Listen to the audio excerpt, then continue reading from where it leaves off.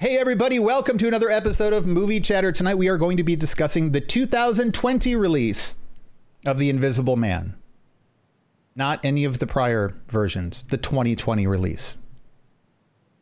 Despite what Robin wanted to do. I wish 2020 would release us.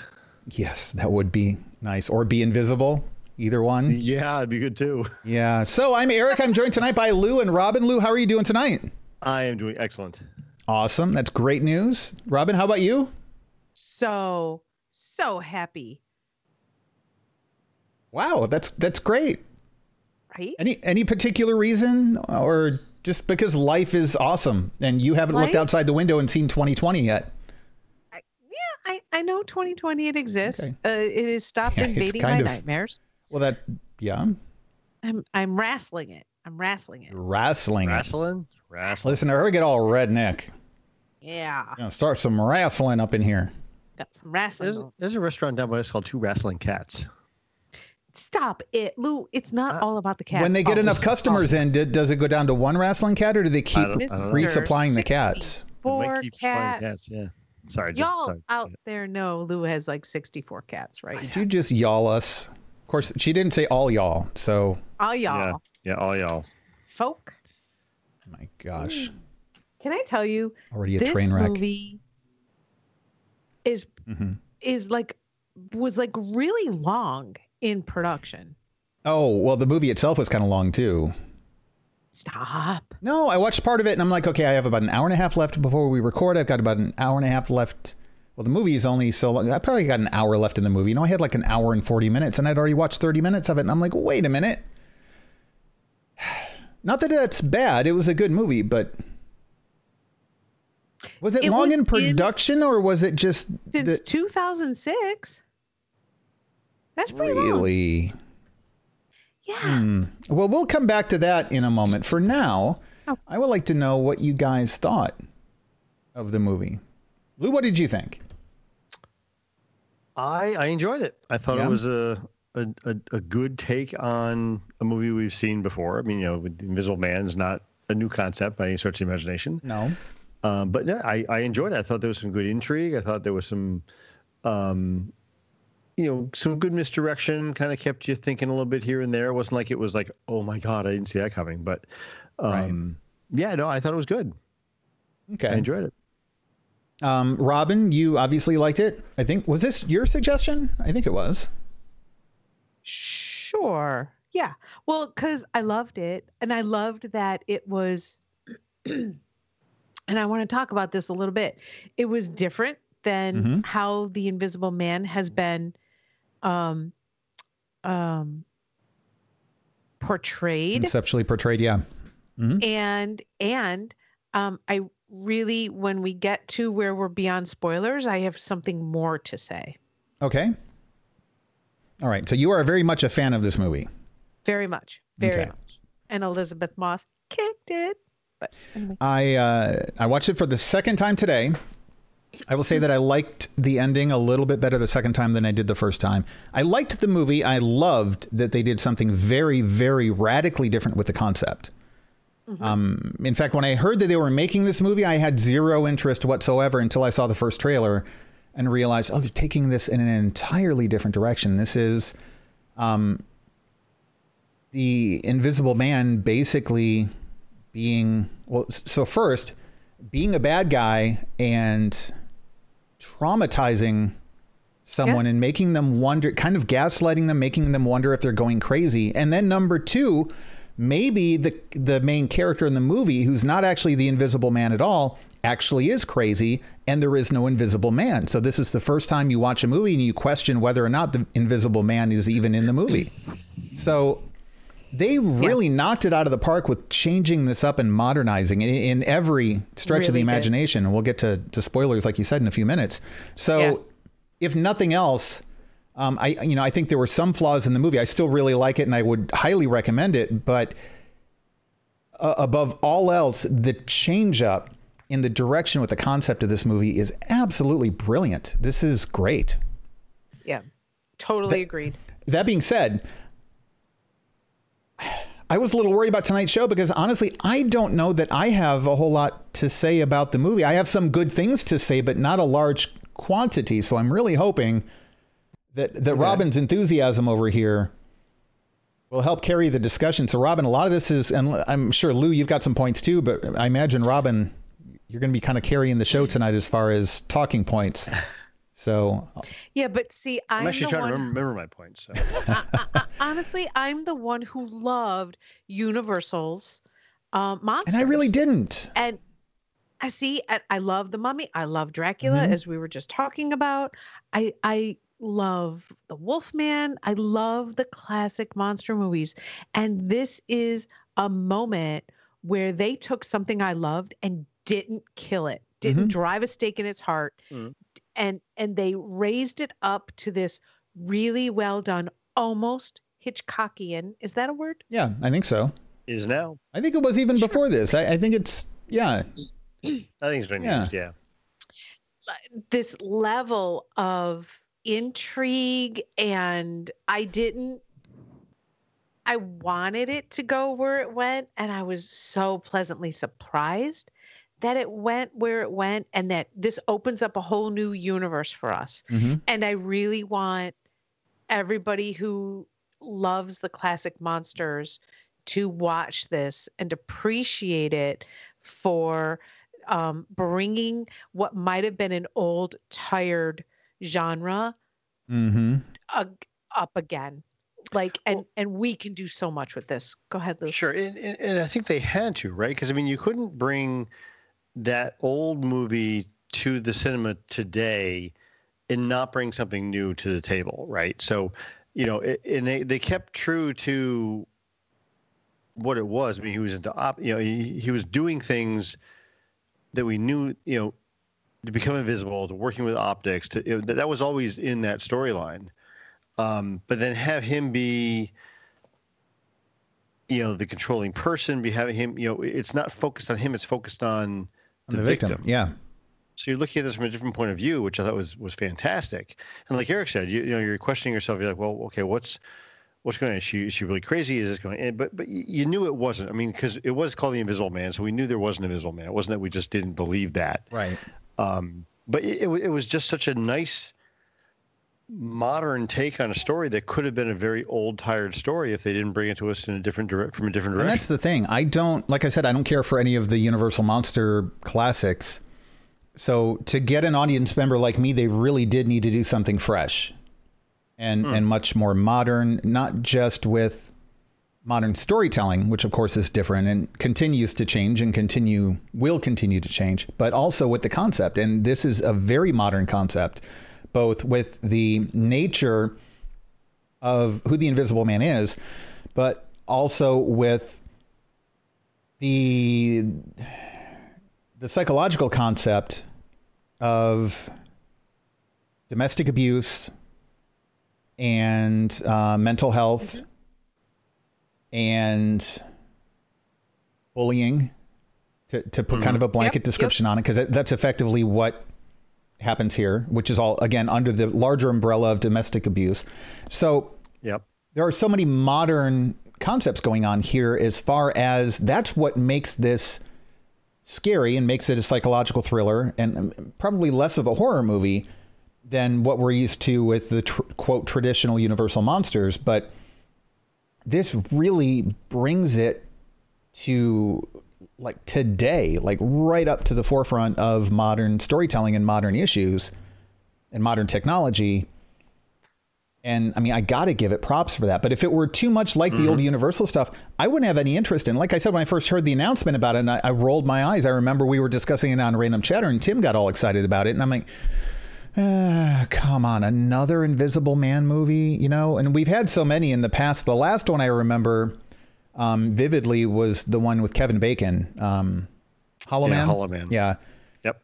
I don't know that I've seen one since then. I don't know that they've made one since then. And that was an interesting movie. Yeah, it was too. okay. I mean, so, because Sharon and I watched it the other night. And, and we went online. I found the trailer for Hollow Man, and you guys should watch the trailer for Hollow Man, because it's a trailer from a different age. Yeah. It's like, wow, that's how trailers were. It is weird to see. would not have made me want to watch the movie. But this show is horrible. I'm like, okay, but but that's how they were at that point. That this was a good trailer for the time. Yeah. But yeah, I was like, wow. But yeah, I mean, I remember that was a decent movie, and it was fairly. I mean, once again, he was the bad guy, kind of like this one here, but not. It wasn't focused on the victim; it was focused on the Invisible Man, like most of the movies have been over the years. So, but yeah, that was a good take too. Okay, now comparing it to that, because you've seen it recently, Robin, have you seen any variations recently? No, I haven't seen Hollow Man recently. I just watched the trailer. Oh, just the trailer. Okay, I thought you said you watched the film. No, I haven't. Okay, I was going to ask you guys like how it compared to other variations.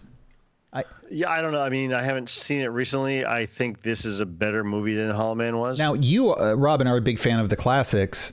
How does this hold up to the classics as far as, do you have a preference? One better than the other? Are they both good just in completely separate ways? What's your assessment? Honestly, they are both good in completely separate ways. But if you are a fan of the Universal monsters, this movie has just enough throwback. Like if I tell you The Invisible Man, like the first thing you guys will probably think of are these floating glasses, because that is how they could characterize and the mummy him. wraps And for when even they didn't have the budget for all of the effect shots. Right. And even in the I love this movie, and it's blanking. Sean Connery, legendary League of Extraordinary. You love that movie? Oh, that movie is so I love bad. that movie. What? Oh, stop. That is so literally on my Extraordinary flick chart list. That is in like my top worst movies ever. Stop. Literally, it is. Yeah, it's pretty bad. Yeah. It is not. We are going to. It really is. That's what got Sean Connery to get out of acting. In fact, if I recall correctly, he made a statement about it afterwards. And stop. I'm serious. Look it up. It is one of my favorites. Anyway, so there's enough little throwbacks, with the Adrian was an optometrist or not an optometrist, sorry, optics, right? Mm-hmm. So it brings a little bit of this forward, and then deviates where it needs to deviate. And this is the perfect. Are we at the point when I can talk spoilers? We're gonna. Yeah. So everybody who has not yet seen the movie, go see it. Yeah, I think we're all in agreement that we would recommend it. I would suggest seeing it. So go ahead and go watch the movie. And, if you're going to watch something around Halloween and you're not really into horror movies, because none of the three of us are really into horror movies, I would say this qualifies as the type of, quote, scary movie that non-horror movie fans could still enjoy, because it's not about the horror. It's a psychological thriller. And it's worth seeing. So from now on, from this point on, we are going to be discussing spoilers. So, Robin, take it away. This is my favorite Blumhouse production, by the way. This is definitely one of the best. I'd have to see a list and go through. I mean, Get Out's on the list too, and some others. So this to me is so much better than Get Out. Okay. And here's why: because it does what a lot of movies want to do, which is forefront females in a largely male, right, white male. There's a lot of movies who are trying to reboot to adjust, and this movie did it perfectly. It did it wonderfully. It did it seamlessly, and it did it not in your face, where you could actually believe that this woman is now the Invisible Man. And that to me is the absolute way we need to adjust if we're going to continue to adjust in a multimedia setting, to adjust for the injustices that have been done.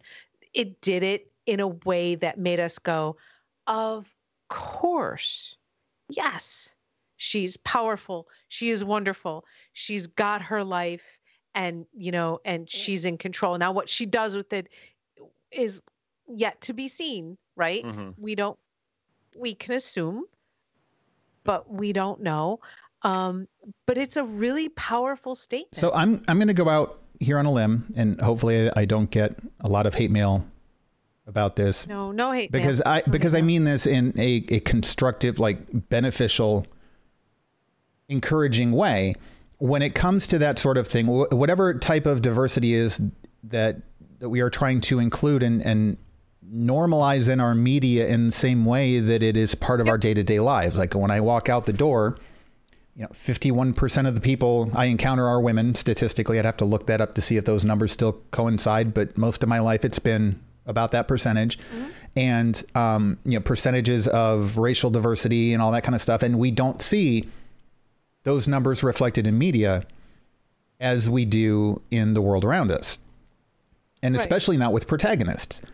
That being said, my concern is not whether you have a strong, powerful character in that role. I just want a real character in that role. And I think that while she was all the things you listed, to me, what was compelling about this character was that she was real. She had strengths. She had weaknesses. She had vulnerabilities. She had agency. I think agency really is the main thing. And yeah, I mean, because I have vulnerabilities, I have weaknesses, and it has nothing to do with whether I'm a man or not. It has to do with the fact that I'm a human being. So I don't need them to.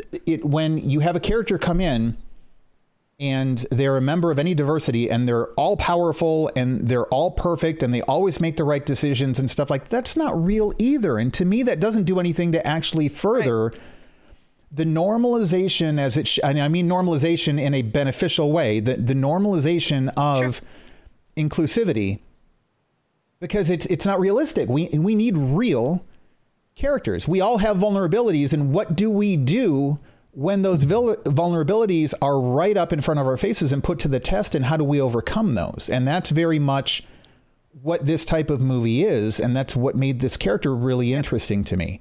So, but she had agency and took control and made decisions despite being victimized and traumatized. And there's some of her dealing with her trauma, but also moving past it. That's what made this when you say a quote, powerful female character, a lot of times that sort of thing can come across as preachy in a story. And it feels like the whole movie is about that. I want to see a movie about a human being. And I'm happy that human being is representative of a diversity, because that's the way the world is. But she embodied for me the thing that I would want to be coming out of this same situation. Yes. And I don't know that I would have. Sure. Right. But as a female, I would have wanted to absolutely control that narrative not for anybody else, not for social justice, but for me. And that's what she did for me. And let's also back to the female aspect of this too. She goes through a lot that a lot of men don't have to go through. So the way in which the domestic abuse happens here, not that domestic abuse cannot happen to men, and it does, and that's a whole different topic, but the things that she goes through are sadly not uncommon for women to have to go through. So it's not that didn't also play a part in this. But I agree with you. Like, where she ends up in this movie is exactly where, if I were her, that is exactly where I would want to end up. Maybe not this. I wouldn't want to have to go through all of that. I wouldn't have to go down that path. But at the end of the path, that's where I would want to end up. Okay, so let me back you up there for a minute, because if we go back to the movie and the storytelling for this movie, I didn't see where they developed her character enough to make that change happen at the end where we saw her there. I didn't see the growth. I didn't see the change. I didn't see that character evolving throughout the course of this movie. So in my opinion, it was like all of a sudden there was a change. I have to say that it was more. So the change to me was less about her growing and evolving and more about her hitting her breaking point. And then after having been broken, having to go into an almost instinctual fight to survive and then coming through it that way. I mean, because at the end of the movie, let's face it, she's damaged, as I think any of us would be. And the actions that she takes at the very end of the movie you could argue, are not those of a healthy member of our society. True. But not that's surprising considered what she went through. So I agree with you that I don't think it was so much character growth as much as it was this guy pushed and pushed and pushed and pushed and pushed. And this is what she ended up becoming out of trauma more so than growth. But I see where you're going with that. But the problem I have with that is that there was no. I mean, I can see you push to a breaking point. You're going to something's going to snap and you're going to change. But she went from being very weak, very able to be manipulated, able to be talked down to from other characters, to all of a sudden, hey, I'm in command, I'm in charge, I know what's going on, I'm going to take care of all this. It was such an abrupt change for me. I couldn't buy that. See, I feel like they did take steps to kind of slowly demonstrate her coming out of her shell bit by bit. They did, but then she went back in. She got freaked out again about 2/3 of the way through, and it was like, okay, she's still damaged. She's still, and she always will be. But I was like, okay, she's still that same insecure, somebody that needs to be protected and held safe. And I'm not saying that in a bad way. I'm just saying, right. She was fragile. She needed to be protected. But see, here's the thing: the fragility, and I think her timidness and her kind of putting her walls up and allowing other people to be the alpha and all that was out of fear. When she hit the point where she realized she had nothing left to lose, that's when fear kind of becomes irrelevant, because you're already accused of murder. You're locked in a mental asylum. Fear of what exactly? Like, there's nothing else they can take away from you. You have nothing more to lose. So there's nothing more to be afraid of at that point, because your life is over.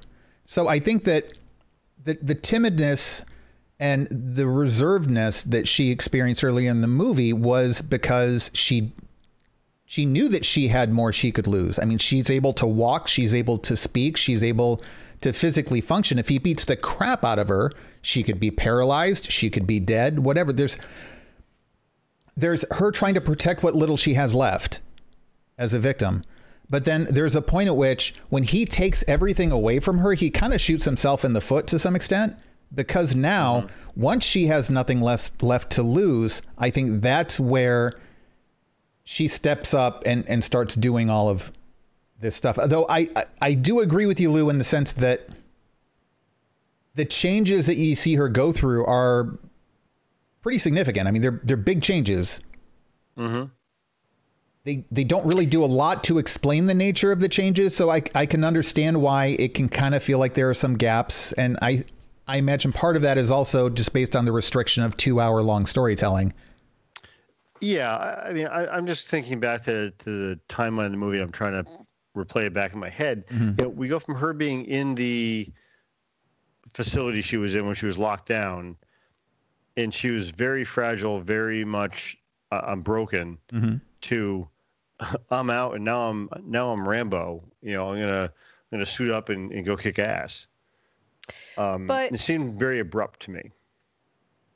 But don't forget, she had to be Rambo and kick ass to even give him the drug in order to escape to begin with.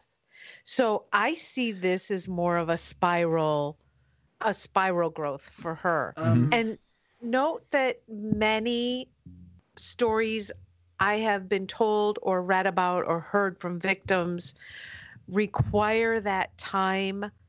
There seems to be that time when, for all outside appearances, it looks like nothing is happening, but the person themselves are going through a fair amount of growth before they feel comfortable in saying, oh, by the way, I've been from here to here, and I can't explain how that happened, but I'm here now. Right. And I kind of feel like I have certainly never experienced anything like this.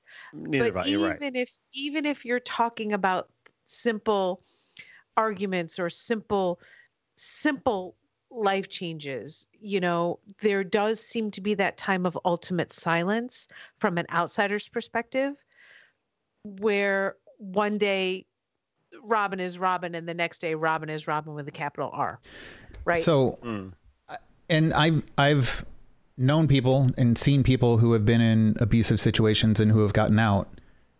The first step is, so she wasn't fully manipulated in the sense that she was fully controlled, but she wasn't so brainwashed that she didn't have an awareness of what was going on. She had an awareness that what she was going through was abuse. So that's the first step. Number two, she took steps to mitigate the abuse and to try to see if she could get it to cease, such as, well, this wouldn't cause it to cease, but at least to mitigate it by drugging him and stuff. And then finally, she getting away. Right. She took the steps to make a plan and to escape.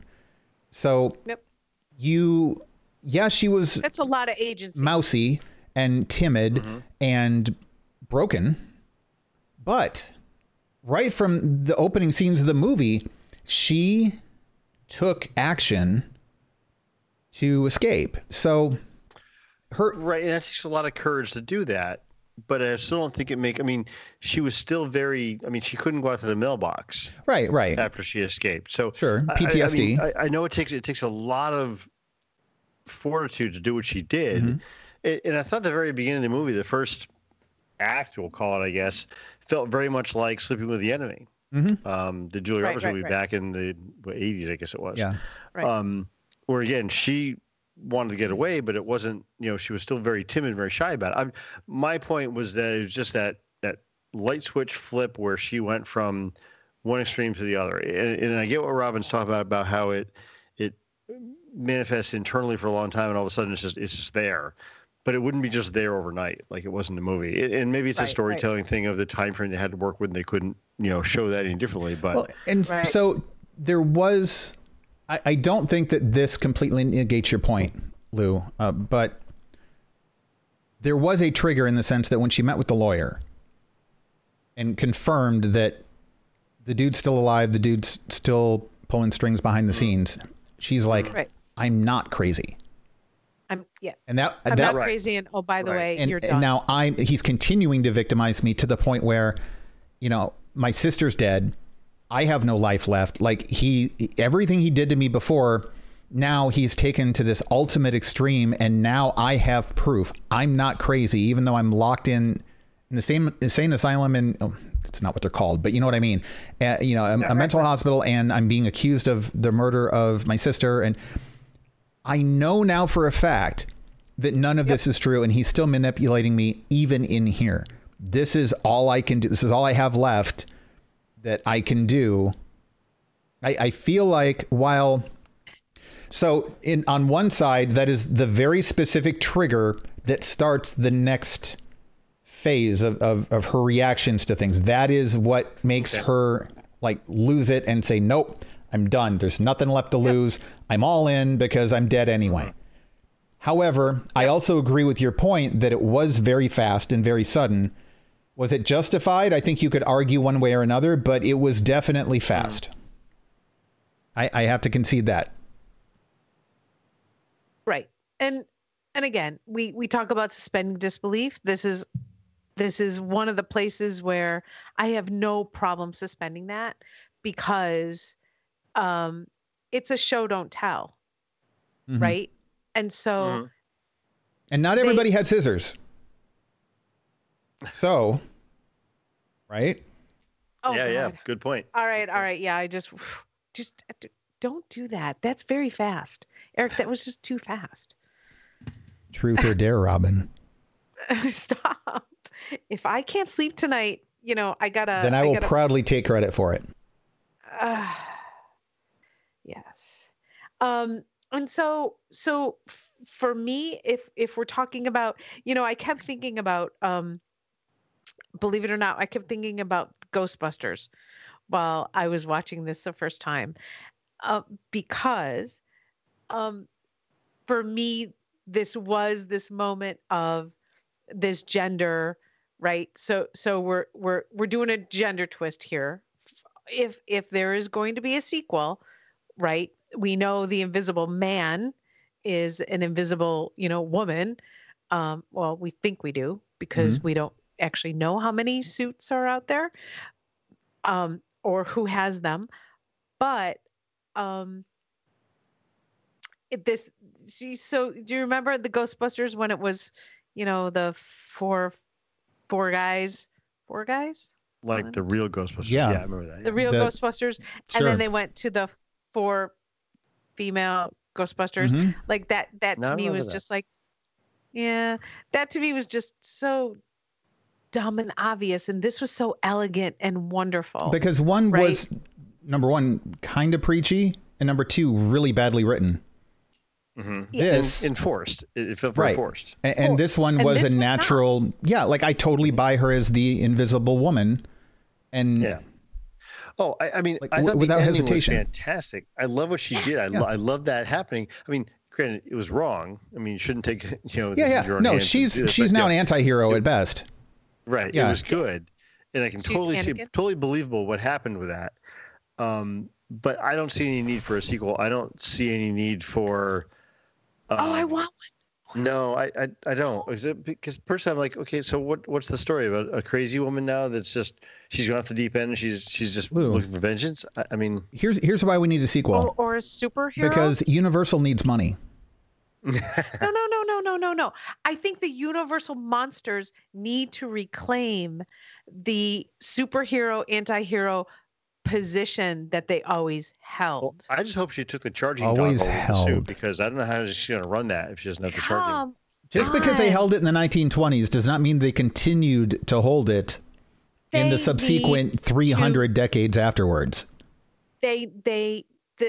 Look, everybody's missing out on a lot of money if they do not revision the Universal monsters as anything but superhero, anti-hero, Sure. troubled But heroes. I just don't see where they're going to go with this as a story. I mean, that's why I'm not a writer, right? Because I mean, people would do a better job than I would. But I don't see. I mean, do another one. Do another version of Frankenstein's monster or something. I mean, but Well, and I think that so Dean Koontz did a reboot of Frankenstein. It's called I, Frankenstein. I didn't read it, but it was supposed to be kind of a more modern, messing with like I heard about that. genetic Yep. yeah. manipulation and stuff, gene therapy and whatever. And so and cloning, I could see them taking that and modernizing it. And I think that, and I guess there's a Wolfman movie coming out, which I'm still rolling my eyes about. But they can launch a cinematic universe if they can bring things and make it modern. And then more importantly, have a reason. If they're going to tie them all together Avengers style, you need to have a reason to actually do it. If not, they need to just stay separate and existing in the same universe. So that's the first thing. You don't do a team up if you don't need the team.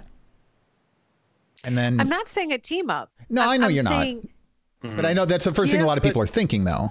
So this goes back to the same conversation we were having earlier today about The Purge and whether or not we should cover those movies down the road. And I was interested in the first Purge when it came out. I was like, ooh, that's something an interesting concept. Never saw it. And then when the more of them came out, I'm like, okay, it's gone the same way that Halloween and Friday the 13th, Right. and it's just too many of them. After the first couple, it's probably like just crap, right? And I'm like, I'm not gonna watch this.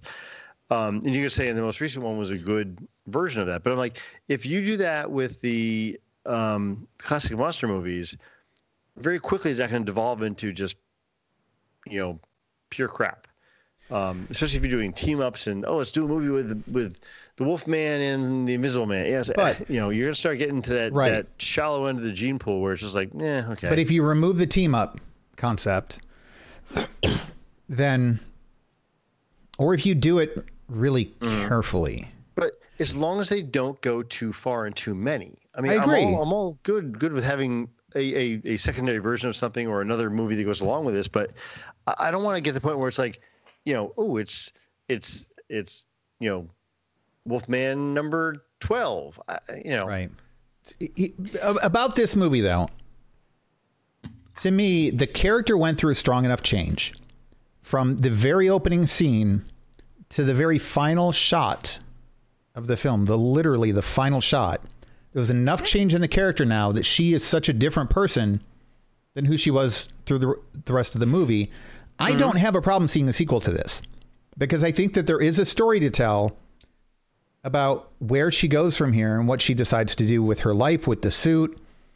I'm okay with the idea of carefully exploring a sequel and seeing where things go. Tying in the rest of the cinematic universe. Again, I have a hard time caring for a lot of it. If they do a modernization of Frankenstein, I think with cloning, gene editing and stuff like that, they can make it relevant to today. The Wolfman thing I have a harder time with. Dracula. The Mummy thing, if you do some sort of like a reanimation kind of concept, maybe, and they stay away from all of the like the pyramid ancient blah blah blah stuff and instead make it something about like trying to revive someone or immortality or whatever it may be. But like of all of them, the two that are most ridiculous to me in reverse order is the Wolfman and then more prominently Dracula. What do you do with that and make it interesting anymore and modern? That's not some kind of Interview with the Vampire, Twilight, yet another vampire movie. Honestly, I got to tell you, the limited series that was done on Dracula was brilliant. Okay. It was brilliant. It was a modern day take that didn't injure the character at all. And in fact, made the character for me more closely aligned to the original piece of literature. Okay. Because it wasn't Dracula, it was the relationship between Van Helsing, right, and the Harkers and the main character. It was about relationships. This movie is about relationships. She comes out of this and we don't know what her relationship to the rest of the planet is going to be. She could be the ultimate supervillain.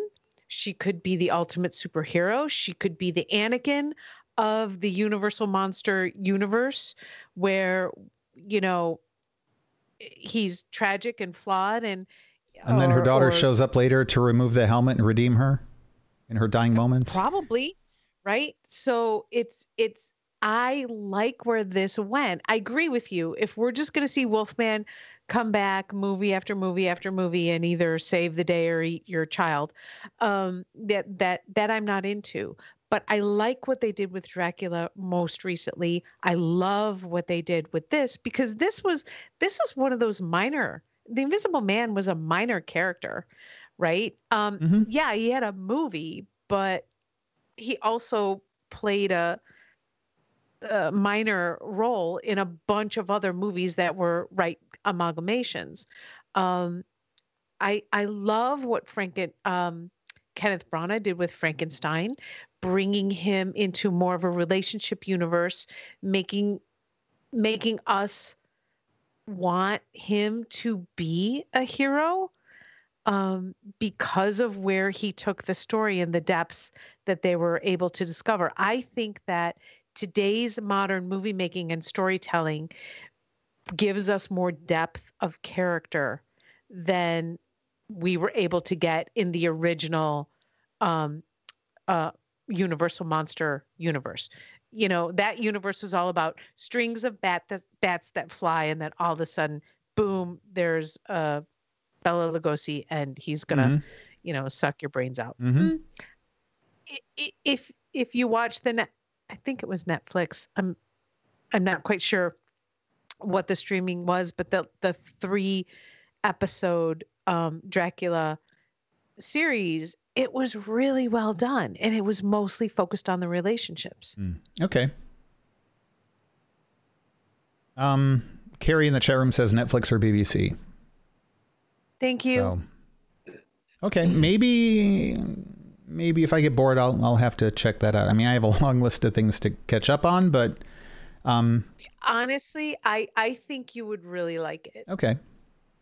I will say the one vampire franchise I've seen that I would be okay seeing more of or turn into a series or something. There was an author, I think it was Brian Lumley, and it was a series called Necroscope. And the protagonist could talk to the dead.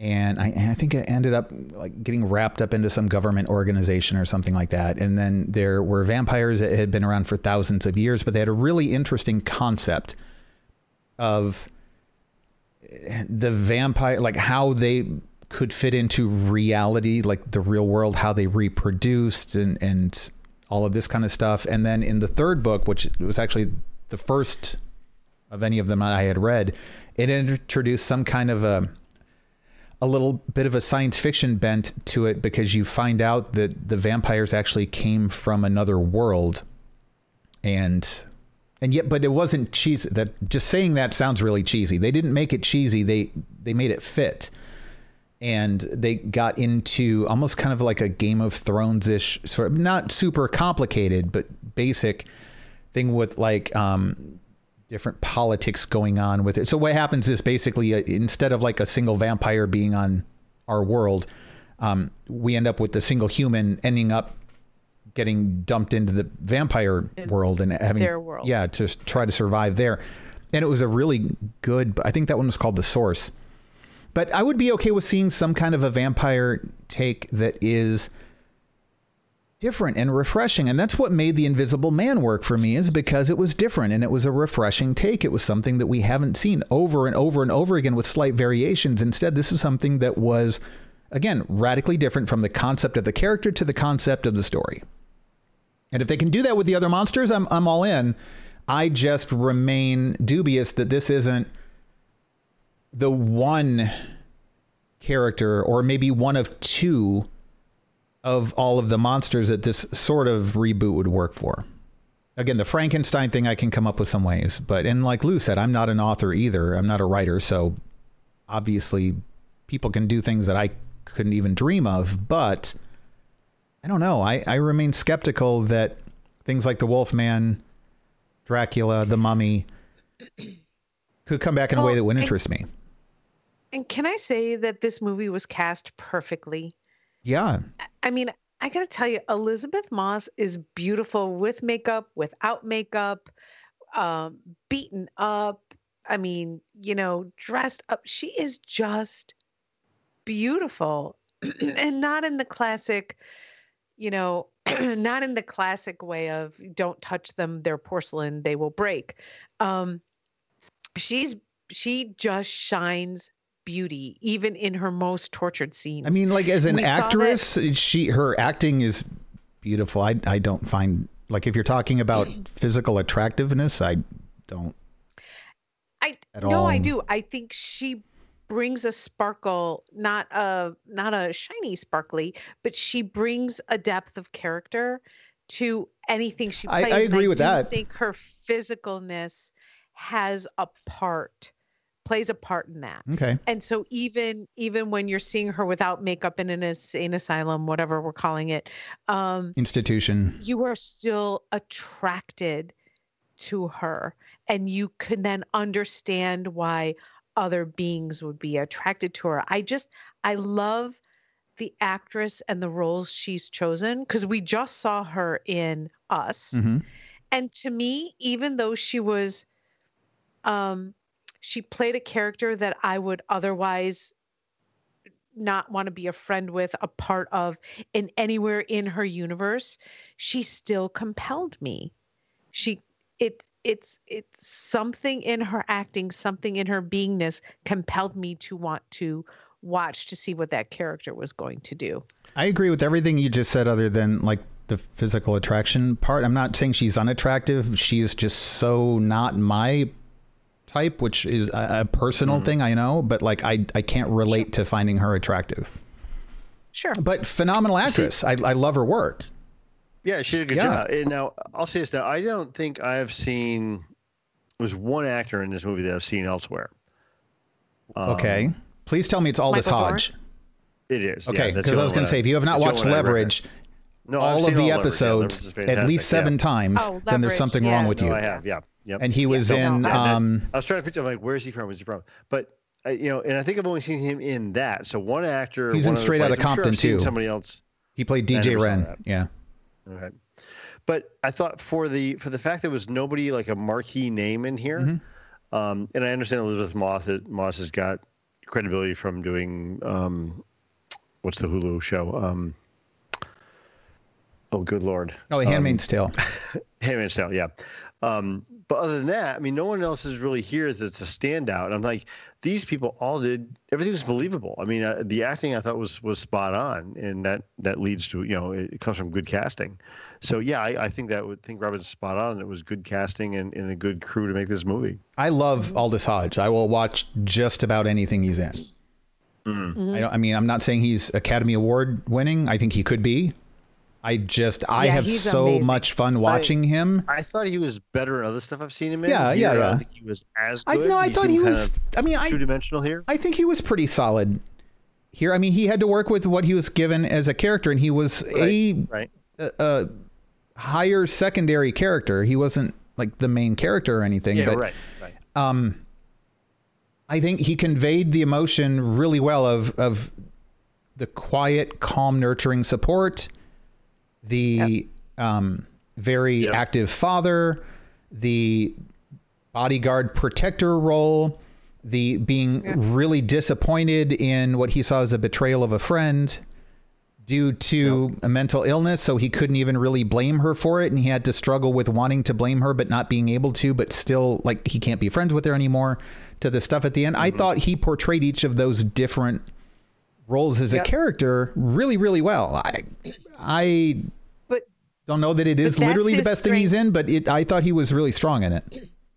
Right. That's his strength as an actor. He was in Turn. He was in Blacklist. I mean, he was in Hidden Figures. If you look at what he's been in, that's him. Yeah. That's what he does. And you're right. I will watch him, I kind of want to watch Leverage again now. I missed that series. It was really good. I wish they'd bring that back. They are bringing it back. So they're bringing it back. Yeah. Now it's going to be that's cool. A new lead for the team. I think they're bringing all the old characters back, but I don't know if they're going to be the main team or support for the main team. It's going to be pretty tough without Timothy Hutton. Timothy Hutton is not returning, at least not as the lead. Yeah, it's going to be pretty tough without him. I don't know. I liked... I agree with you, but I liked every member on the team, so I'd be happy. As long as they bring back any one member of the team, I'd be happy. I just liked it that much. So back to Invisible Man for a minute.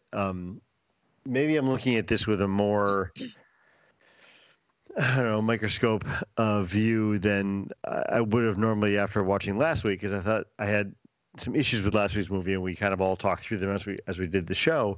But there's a few things throughout this that, again, kind of took me out of it if I'm really thinking about it more in depth, right? So if you just sit back and look at it and watch the movie, it was a fun movie. It was a good thriller, good suspenseful movie. Had a couple twists going here and there that kept you guessing a little bit, and I didn't think I had it figured out all the way through, but it felt familiar. It wasn't like it was like, oh my God, I didn't see that coming. But it was definitely definitely a good movie to watch for that. But things took me out of it. Small things. So the suit itself, right? I mean, the suit with cameras that would, project and let you see through this person or whatever and be invisible. I had an issue with it. Was it giving him super strength too? Because you saw, very strong reactions happening from the person picking up somebody by their neck, and I'm like, okay, that either this guy is just really stacked and built and muscular, he looked like he's in good shape. But I mean, Kate Moss is like what, a $105? I mean, she's not big. You could lift her up by the throat into the air. Not that you should ever. By the throat would be a little tough without being closer. But then things like, there's also the adrenaline rush that I'm sure the guy's got. Maybe he does cocaine on the side too. Like I don't. Seriously though, like. Yep. Okay. Maybe. But, when he hit the daughter, it was like, okay, where were you standing? How does she not realize that it wasn't her hitting her because there's no reaction from her? That whole thing seemed kind of weird to me. I was with you on Us. This, I think maybe you're going a little nitpicky. because I'm thinking I am going to picky. Definitely, I definitely am. I'm also thinking that suit's gonna be a little noisy too. It's supposed to be stealthy. All those cameras focusing and moving, and hey, something's gonna, I don't know. There was somebody when I started looking at it deeper, I kept going, yeah, this doesn't work as well. It doesn't work as well. And whose car alarm is that sensitive when the dog just taps it with his butt, the alarm goes off? I'm like, Lou, really?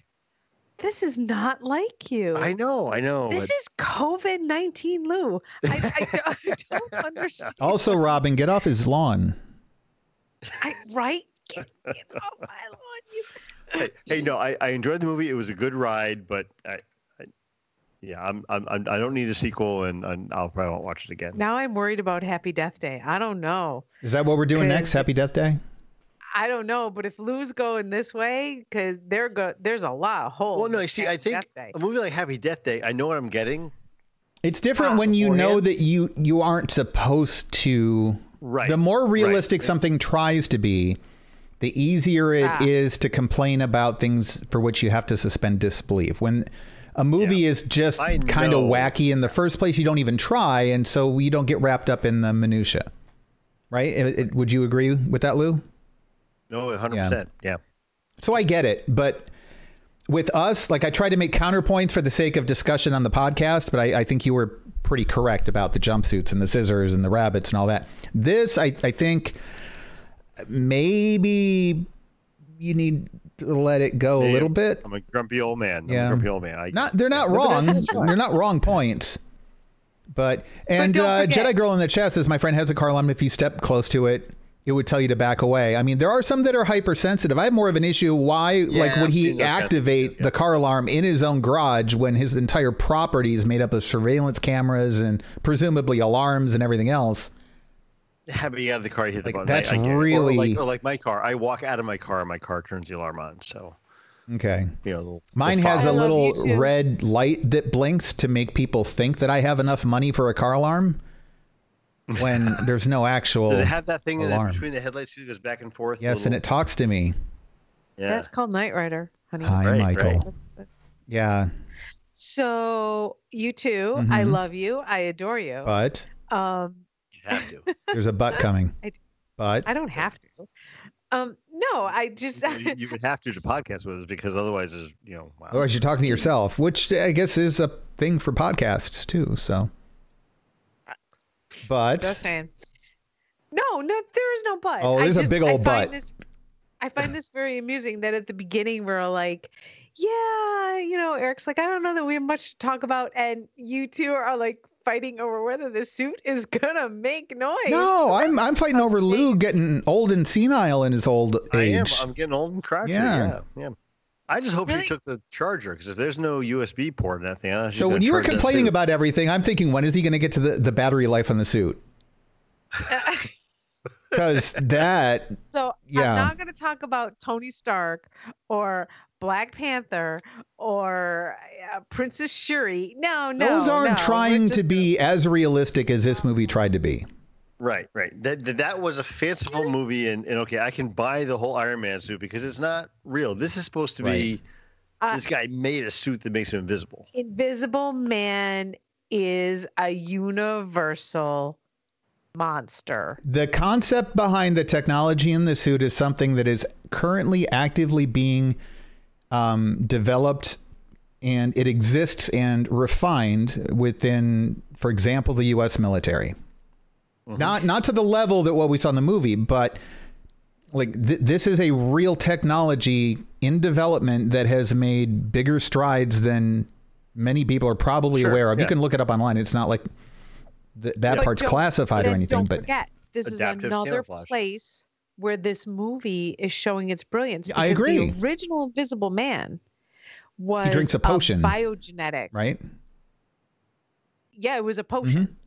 Right, that was injected that would make you crazy. Ultimately, yes, you would be invisible, but the longer you stayed that way, you would be crazy.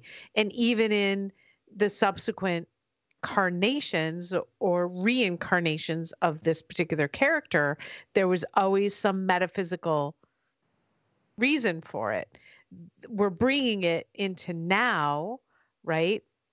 Because we know probably, yes, the first suit, real-time suit of this cloaking, if you will be rather clunky, and be a tech device rather than a biogenetic device. But again, brilliance in reconceptualizing the concept of invisibility in terms of cloaking and what that could possibly do to us or for us. And the Invisible Man isn't literally invisible in this case. He's using a suit to just redirect the light around him. So like he's a magician. Yeah, he's just a magician. So Carrie in the chat room said Wolfman could have been a lab experiment. What about like genetic splicing? Yeah. What about something like trying to, I don't know, the whole super soldier idea, and so they splice in some dog DNA or something. I mean, there are ways you can modernize some of this stuff, but sure. Well, and then there's the whole thing of, I mean, who was the Dana Suarez did a movie or did a novel based on CRISPR gene editing, and you could do something similar with that. Oh yeah, I forgot about that novel. Right. I didn't, and it was good, but it was okay. Yeah, it wasn't his best. But the concept, that kind of thing could be part of this thing. But but I think Robin's right. I would like to see some of the classic stuff coming back. You just got to find a way to do it like this one, where you take the story from before, the old story, but make it so that either the character is now awake in 2020, we got good luck to him, or has somehow come alive in today's age. When now, how does Dracula survive in 2020? How does the Wolfman go about his daily life in 2020? What does that look like today? Well, how do you make that fit and be plausible in our? They've got those really nice 5-bladed razors with the lubrication strip both at the top and the bottom, and if you are a Wolfman, you have options. You need some serious manscaping and a lot of like shaving cream. Honestly, between the masks and COVID, I think they're gonna sleep out 2020. Like most of us. Come back in they're going to come back in like 25 when we're And what does Dracula even do? Either starve or he's going to get infected. Like he's going to have COVID. Wait, you're COVID positive? No, I'm sorry. Yeah. I'm sorry. Yeah. Have you had an antibody test? Yeah, have you had a test lately? I don't know. There are ways to this is now bonus content. Bring the other stuff up. I don't know about Dracula. Just leave Dracula alone. Let the poor guy sleep. He's had a rough few thousands of years. Let him go until like 3020, and then we'll revisit that. I got to tell you, he is my favorite Universal monster. He is this culture's favorite because everybody wants immortality. He brings us the meta narrative of immortality. And stop. And there's been modern takes on that over the years, right? I mean, we've had, but that's and not Dracula per se, but vampires in general. Like Blade, I thought was a pretty, don't say well done movie for the time. Yes, Blade was wonderful. Stop. I mean, I'm not talking about the Blade sequels. Okay, but the first fair enough. Wait, and then what were the other ones? The Underworld series. I thought the first one was good. Yeah. Yeah, that was. The other ones, they're not as memorable, but those were modern takes on that mythology, not necessarily Dracula per se, but vampires and werewolves. Ultraviolet. Yeah. I never saw that. What? Me either. Oh, really? No. Really? Now because of the episode I listened to of MovieChatter way back in the day. I would never see that. Me and Brian. I remember. Oh, that was never watched it because you guys one of the most painful theatrical experiences I've ever had. So you need to watch it, Lou, and then you need to go back and re-listen to that episode. I don't think I would do either one. I got all the way through to the end of the movie, maybe even to the podcast recording, without even realizing it was a vampire movie. And Brian said, "You didn't." I remember you saying you that, didn't get it from the teeth. I said the character was British. I thought he just had. My God! And I feel bad about saying that, but it was the truth. Like it was just the movie was such a mess You're going to get hate mail just about that from me. Well, by the way, all of our British audiences know I love them. Anyway, let's wrap this up. What are we going to be covering next? Are we doing Happy Death Day? I think so. All right. And then why don't we do The Purge, the first one? Okay. I think that my understanding, I haven't seen it, was that there's quite a bit to discuss. There's social commentary. There's some depth to it. Let's do that. It'll next. coincide with the election day coming up soon. I think that's why we should do it next, because honestly, that is more of a social commentary on what is going on right now than anything else I can think about. I know. I worry that the first Purge, the newest version. Okay, wait. So the movie called The First Purge. The movie called The First Purge, not the First Purge movie. The most recent theatrical released. Not the first of the, quote, Purge movies, but the movie, quote, The First Purge. Yeah, that is what we're watching. It is titled The First Purge. Right. It is wonderful. Now. It is really. You want to get into classic stuff? Yeah, the Who's on First thing. Still didn't get tired of that. I don't know who's on third. So, my only hesitation with that is that I know some people are very bombarded with current events and all that, but I think that there's probably enough to say there that we can maybe get away with not going too far down the rabbit hole. Maybe there's something very cathartic about watching pseudo reality play out on the screen, and having the type of conclusion to it that this particular movie had. Okay, we'll take your word for it. I mean, we can do the movie without talking about current events, and I don't. Yeah, we can't, because the movie know that won't we stand can. on its own. Yeah, that's fine. We'll cover it. We'll go easy on you guys. Don't worry. I mean, we're sick of this year too. It's us. We can relate to whatever you're feeling. Yeah. So that's it. We're going to wrap up this episode of Movie Chatter. Tune in next week. Oh, so we got to watch this by Tuesday. I've got to work all weekend. Wow, I'm going to have to do a cram session. That's okay. I'll watch it before we record again. So it'll be fresh in my mind. Mm-hmm. Yeah. I'm going to rewatch it, actually, because I really enjoyed it. Okay. Where is it streaming right now? Do we know anywhere? Or do I have to rent it? You don't, because we didn't. I would have to wake up my hubby, and I'm okay with that. I think I'm going to let Lou wake up my hubby. Yeah, go ahead. We'll find it, Lou. We'll figure it out. Don't worry about that. Both of you text my hubby, as long as I'm not involved. We're cool. Robin said we should both text you, so I'm going to go ahead and do that because I don't want to be left out if Lou's going to text and wake you up too, because that's what Robin told us to do. No, I'll be nice. Robin did specifically say you'd be asleep, but that we should do it anyway. So that she didn't have to. I think she doesn't want to be responsible for you being woken up, Tim. But, good morning, early.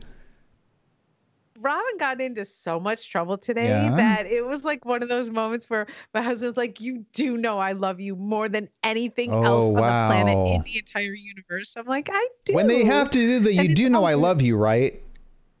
That's when you know you're in trouble. Wonderful. Because he does love me. So it's all good in the hood. I don't know what it says. Watch and hubby, video for when you listen to this in your truck on the way to whatever your next adventure is, I'll find it. Just remember that I love you. Okay. I love you too. And Carrie and everybody in the chat room, because I don't have the chat room open. Jedi Girl. Vetmatic, who did you mention? Tom was in there. Vetmatic, Tom was in there. Yeah, we've got some others. Love you all. We do. We love all of you. And that's why I want to point out that you might want to join our Discord server. We have a lot of great conversations going on there. You can hop into the Movie Chatter channel and discuss this episode. You can discuss other episodes. You can discuss what we should cover in future episodes.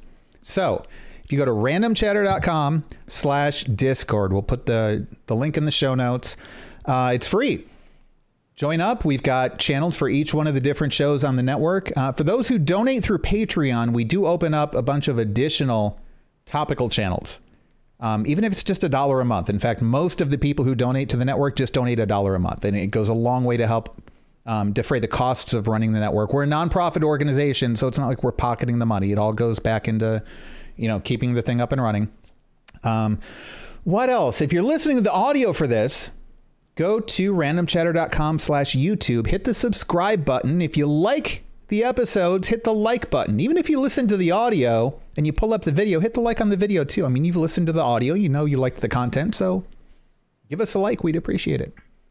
And so Tuesday night, 8:30 p.m. Eastern time, be back here, and we're going to be streaming coverage of the first Purge. And we will see you then. In the meantime, check out all of our other podcasts and all of the other videos here on the YouTube channel, and we will see you again soon. Take care.